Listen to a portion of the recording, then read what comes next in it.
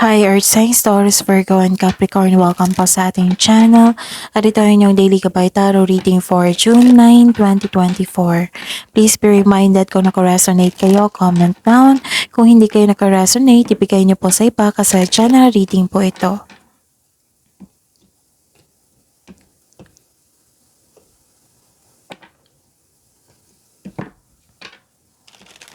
Gamitin ang reading na ito bilang gabay lamang. Please like, subscribe, and click bell button for notification para updated po kayo sa daily tarot reading natin. Maraming salamat po.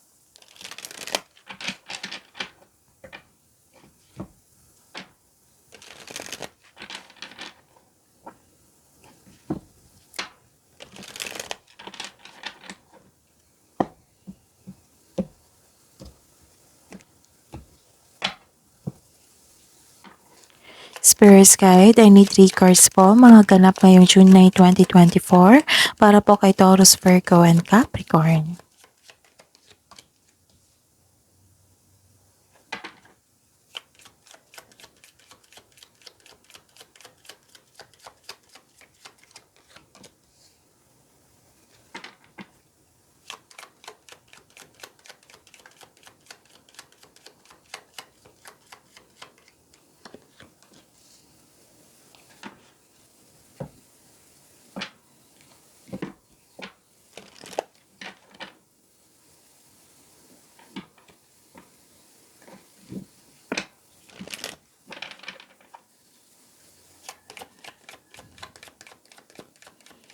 Spirits Guide, mga mensahe po para kay Taurus, Virgo, and Capricorn ngayong June 9, 2024.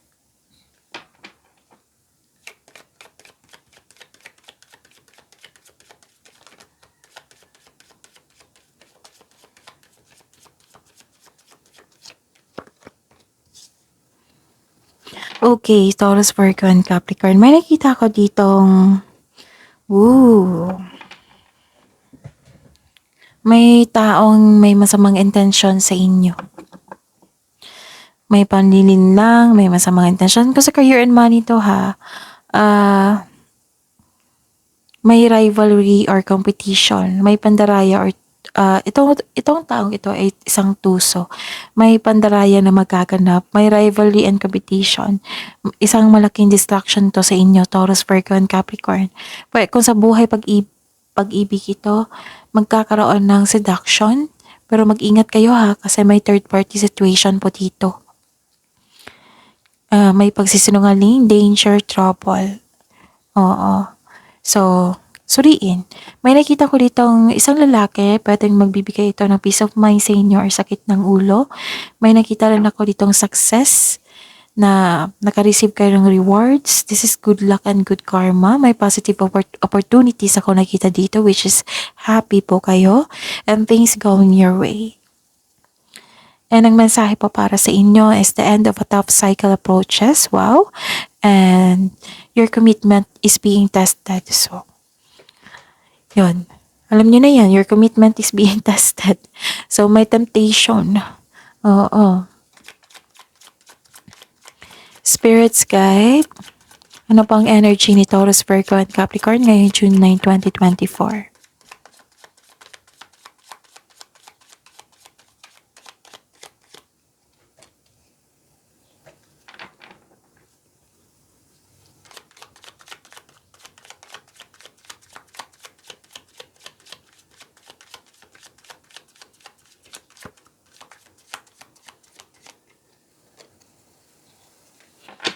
So, Taurus, Virgo, and Capricorn, sa mga suki ko dito na nais ko ipaalam sa inyo na open na po yung June 2024.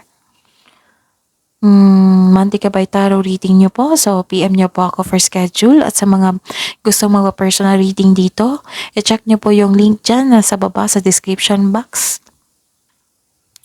Para may makuha kayong, para i-click nyo yung link na yan para ma-message nyo po ako for inquiry and for booking, okay? Maraming salamat po. Ayun. So, Taurus, Virgo, and Capricorn.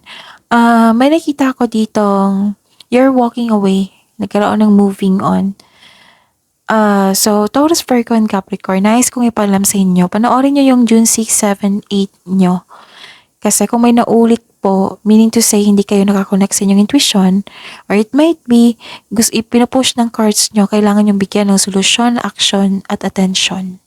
Para hindi lalaki yung problema, para may makuha kayong kaalaman, learnings, para yan yung, it might be, yan yung sagot sa inyong mga hininging tanong. Oo, what I meant is, humingi kayo ng tulong sa universe, tapos ito yung kasagutan. Okay? So, panoorin niyo po. May nakita ko ditong walking away, moving on, may pag-atras, pagtakas sa isang sitwasyon, bagay man, lugar o tao. Nirelease mo ito kasi hindi ka na masaya. Umalis ka para for your own growth. Okay? Ayun. Ready ka nang iwan yung sitwasyon mo dyan kasi walang nangyaring growth. Ano pa? So, this is... I see. Okay. May nakita ko ditong very controlling na tao. Judger din. Mag-ingat kayo ha kasi lumabas din siya dito. Mag-ingat sa taong walang magandang intention sa inyo. Itong taong ito is very controlling, inhumane dictator. Hindi siya totoo sa kanya sarili at higit sa lahat, hindi siya totoo sa inyo. So, dalawang kardahan, nagsabi.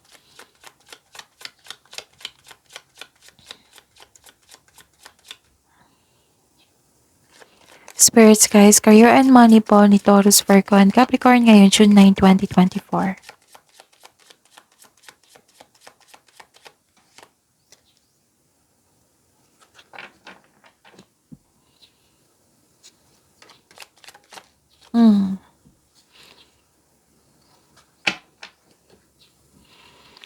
Actually, palagay na kayo sa inyong career and money dito. May challenge lang. Don't worry, ma-overcome mo iyan. May nakita ako ditong wealth and generosity. Ang pagtaas sa tagumpay, sa panalapi at katatagan ay nasa iyong kamay na. May parating din na kasosyo po dito upang tulungan ka para magbigay siya parang magbigay siya ng puhunan sa inyo para tulungan ka para makamit mo yung goal mo sa buhay. So, ayun. Ano pa? Meron din ako nakita ditong self-reliance, persistence po. Nakaranas ka ng struggles. Ito yung sabi ko sa inyo. Nakaranas ka ng struggles sa trabaho, sa negosyo man. Pero sabi po ng card dito, this is only temporary. Huwag lang kayong sumuko po. Oras na talagang gawin mo ang huling hakbang kasi malapit na po matapos ang inyong trabaho. Nearing completion to eh. So, ayun. Huwag kayong mag-give up. Move forward. Spirits guides, love life, self-love, partnership, and romance ni Taurus, Virgo, and Capricorn ngayong June 9, 2024.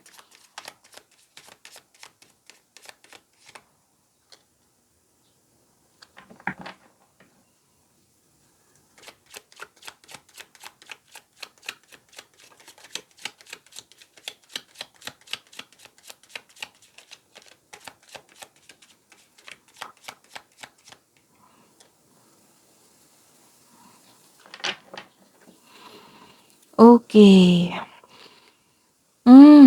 May nakita ko ditong so at the end of the day, mag-connect na kayo sa inyong intuition. Nakakonect ka na sa inyong intuition. Nagkaroon din ng self-knowledge or self-study. Kasi ang sabi po dito, listen to your intuition. Kung mayroon kang emotional intelligence, this will lead you to answers you need about your romantic urges. So sa mga Taurus, Virgo, and Capricorn dyan, the advice is trust your feelings instead of overthinking or over-analyzing. At may nakita rin ako ditong, lahat ng signs yata to, na makaka-receive kayo ng chismis. So, alamin nyo kung totoo ba yan or hindi. Okay? Bago kayo maniwala. May 3 card na po nagsabi dito. May naiinggit sa inyo, may selos na nagganap, naiinggit. Nasasaktan na po kayo dito. may matigas ang ulo, may sitwasyon na masakit sa ulo. So, yun, kung may dalang chismis po itong taong ito, kailangan yung i-fact check niyo muna bago kayo maniwala, okay? So, see you tomorrow, Taurus, Virgo, and Capricorn. Please like, subscribe, and click bell button for notification para updated po kayo sa daily tarot reading natin. Maraming salamat po.